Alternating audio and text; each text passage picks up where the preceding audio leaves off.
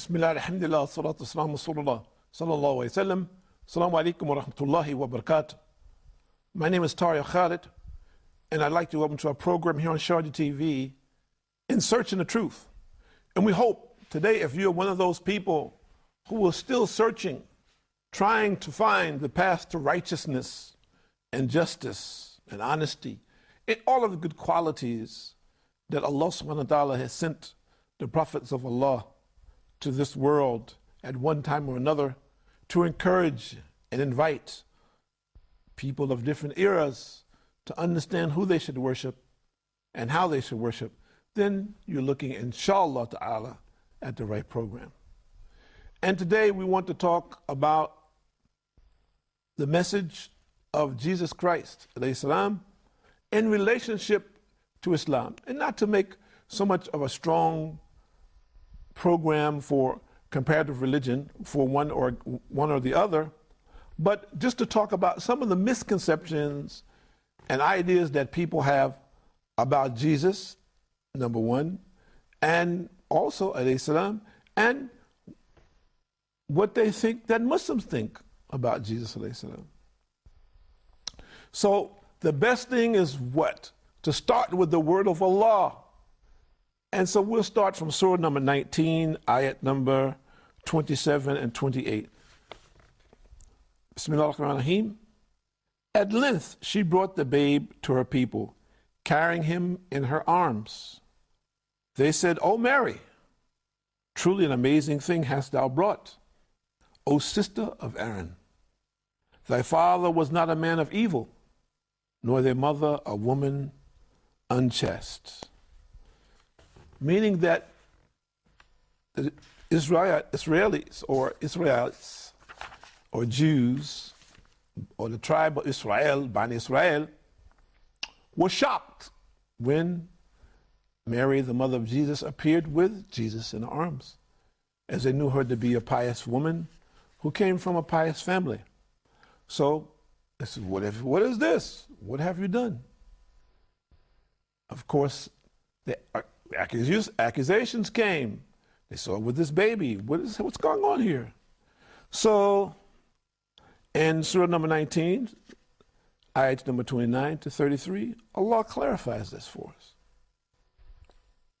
Bismillah ar-Rahman ar-Rahim. But she pointed to the babe. They said, how can we talk to one who is a child in the cradle? He said, I am indeed a servant of Allah. He hath given me revelation and made me a prophet. This is Jesus speaking in the cradle in defense of his mother, and at the same time informing the Bani Israel, the children of Israel, that he was sent as a prophet of Allah. He was a servant of Allah, and Allah sent a revelation to him. And he continued, and he hath made me blessed wheresoever I be, and he hath made and enjoined upon me prayer and charity as long as I live. And he hath made me kind to my mother, and not overbearing or miserable. So peace is on me, the day I was born, the day that I will die, and the day that I shall be raised up to life again. So this was the statement of Jesus alayhi salam in the cradle as a babe in defense of his mother, as we read from the Quran in translation in English, to the Bani Israel. Interesting though, we understand from the scholars that there were few who believed him. There were some who believed. There were others who said, oh, this is magic. You know, this is a very high level of magic. He is a magician, or a magician is working, as an example. And then there were those who just refused to believe or accept this. What we believe as Muslims is that Jesus alayhi salam, Allah subhanahu wa ta'ala, as a sign of his power, his infinite power, that he created Jesus of a mother who was a pious woman who had never been touched by a man. And this partially to show the possibilities of creation. He created Adam from earth, from nothing. He created Eve from the rib of Adam. And the children of Eve and Adam came from both of them. And now we have Jesus, the son of Mary, alayhi salam, come from a woman without her being in contact with a man, which is called the Immaculate Conception. So we believe that Allah made this possible as an early sign to the Bani Israel that Jesus alayhi salam, was very special, and that Allah sent him specifically for the children of Israel to guide them because they were astray.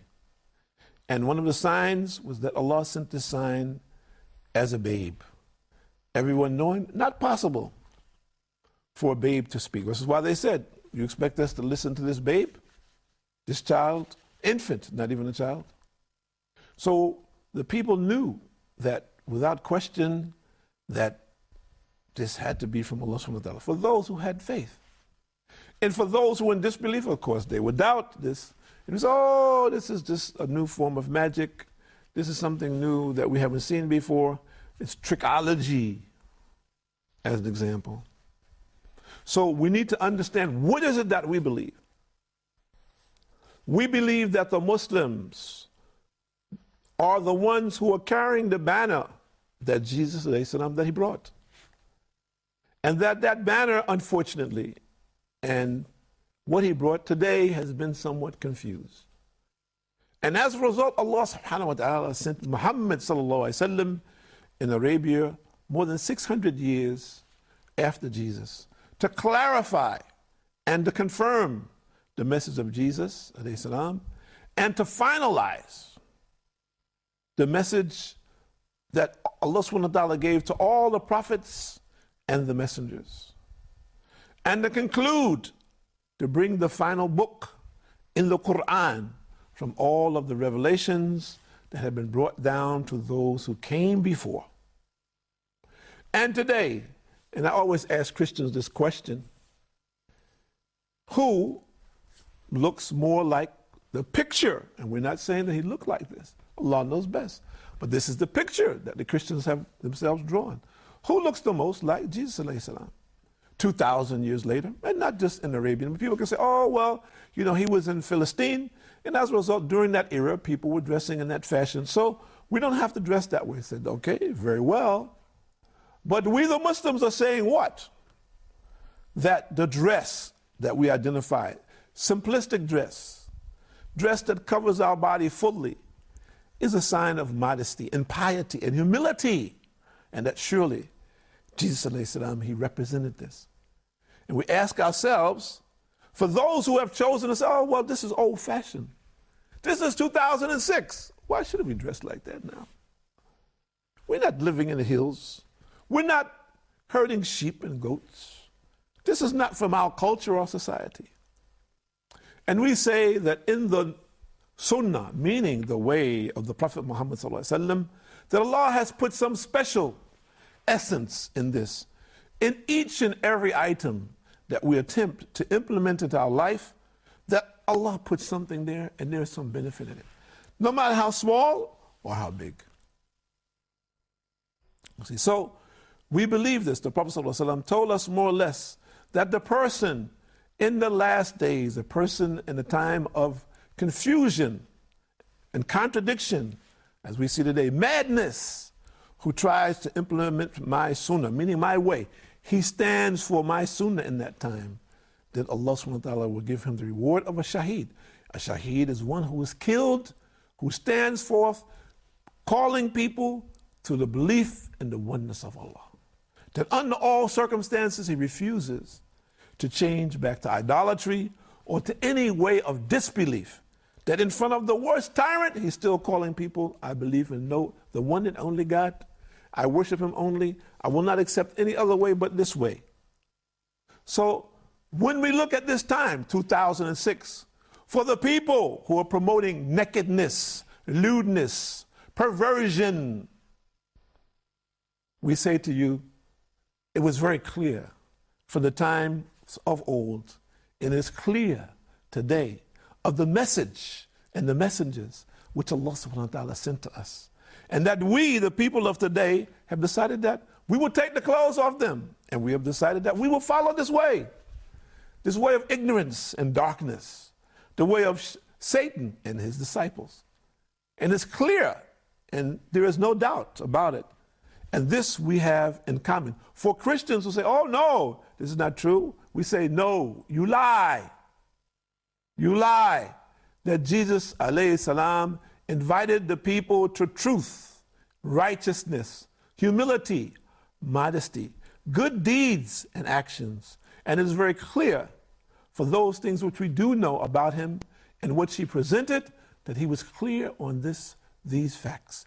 And that he invited people ultimately to worship the one and only God, to worship no other God but he. And we find this consistent with all of the prophets of Allah.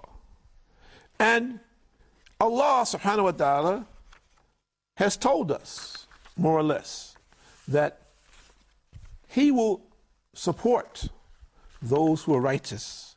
He will support those who stand fast in the face of adversity, who invite others to believe in his oneness. And I want to read to you the first commandment of the 10 commandments that was handed down to Moses, and who Jesus came to reaffirm the law of Moses. I am the Lord thy God. Thou shalt not have no other gods before me. Thou shalt not make unto them or thee any graven image, or any likeness of anything that is in the heaven above, or that is in the earth beneath, or that is in the water under the earth. Thou shalt not bow down thyself to them, nor serve them, for I am the Lord thy God. It is very clear. It is very clear that Allah subhanahu wa ta'ala never accepted that we should worship anything or anyone but him. And that Jesus, alayhi salam, clearly understood this and came with this message, as all of the prophets who came before him. And it is up to those people who present polytheism, who present the Trinity, to prove this, to prove that this is something distinctly different that came from God, when all of the prophets that we know who came before, they called the people to the oneness of Allah. And surely, Jesus alayhi salam called the people to the oneness of God. And that Muhammad sallallahu alayhi wasallam, who was the last and final prophet and messenger, clearly and distinctly, without question and without doubt, sat with the Christians of his time, sat with the Jews of his time and the pagans of his time, and made it very clear to all of them, to their scholars, to their leaders, to the kings whom he could reach, that the belief in the oneness of Allah and believing that Allah knows all and that nothing happens without his knowledge, nothing happens without his permission, is the only means of salvation for all of humanity until the day of judgment. That there is no exception in relationship to this, and that is essential for all of us for the protection of our eternity. If you are one who believes in eternity, and shame on you if you say, well, I don't believe in eternity, I am living for the here and now. Because if you're talking about you're living for the here and now, your time on this earth is a very short one, but your time in the grave will be a very long one. The people who are here in the year 6 have been in the grave for 2,000 years. And how many people have been in the grave for tens of thousands of years? We don't know. And how many people will be in the grave, ourselves included, till the day of judgment? None of us know these facts. So how is it that we can live and feel safe if we're living our life with a big question mark? How can one feel safe with this?